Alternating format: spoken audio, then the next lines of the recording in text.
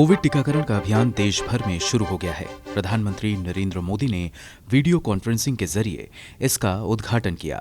पुणे के serum institute की Covishield और भारत बायोटेक की कोवैक्सीन का टीका पहले चरण में 3 करोड़ लोगों को लगाया जाएगा। पर इसके साथ ही एक विवाद भी शुरू हो गया है। दिल्ली के राम मनोहर लोहिया अस्पताल के रेजिडेंट डॉक्टरों ने कोवैक्सीन को लेकर सवाल खड़े किए हैं।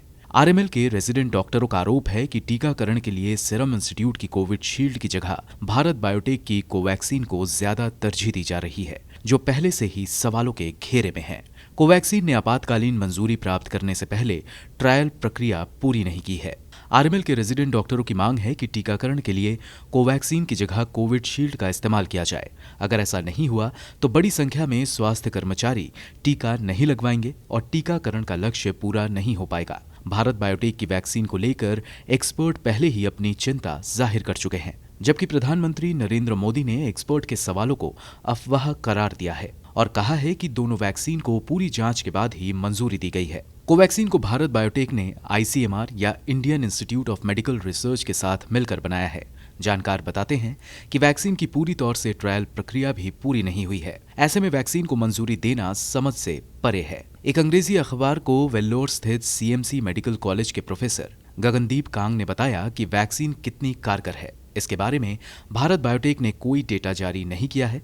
ऐसे में सवाल है कि क्या आपातकालीन मंजूरी वैक्सीन के ट्रायल के लिए दी गई है। ड्रग्स कंट्रोलर जनरल से मंजूरी के बाद से ही भारत बायोटेक की वैक्सीन सवालों के घेरे में है। इंडियन एकेडमी ऑफ साइंस के 6 वैज्ञानिकों समेत 13 वैज्ञानिकों ने स्वास्थ्य मंत्रालय और भारत बायोटेक को चिट्ठी लिखकर इस बाबत चिंता जताई थी। वैज्ञानिकों ने भारत बायोटेक से वैक्सीन के ट्रायल और इसकी प्रभाव की क्षमता को लेकर डेटा जारी करने की अपील की थी। वैज्ञानिकों ने तभी चिंता जताई थी कि वैक्सीन की ट्रायल प्रक्रिया पूरी नहीं हुई है। ऐसे में वैक्सीन को लेकर लोगों में डर पैदा होना स्वाभाविक है। हालांकि 7 जनवरी को भारत बायोटेक की जॉइंट मैनेजिंग डायरेक्टर सुचित्रा एल्ला ने बयान जारी कर वैक्सीन के तीसरे फेज की ट्रायल प्रक्रिया पूरी करने का दावा किया था। उन्होंने दावा किया कि तीसरे फेज में 25,800 लोगों पर वैक्सीन का ट्रायल हुआ है। हालांकि इस बात की जानकारी नहीं दी कि अपने तीनों फेज के ट्रायल में वैक्सीन कितनी कारगर साबित हुई। भारत बायोटेक की मैनेजिंग डायरेक्टर ने अपने बयान में कहा है कि अगर किसी शख्स पर वैक्सीन के डोज के बाद कोई प्रतिकूल या गंभीर प्रतिकूल प्रभाव पड़ता है तो उसके स्वास्थ्य का पूरा ख्याल रखा जाएगा। ऐसी स्थिति में अगर कोई गंभीर घटना होती है तो साबित होने के बाद इसका मुआवजा भारत बायोटेक देगा।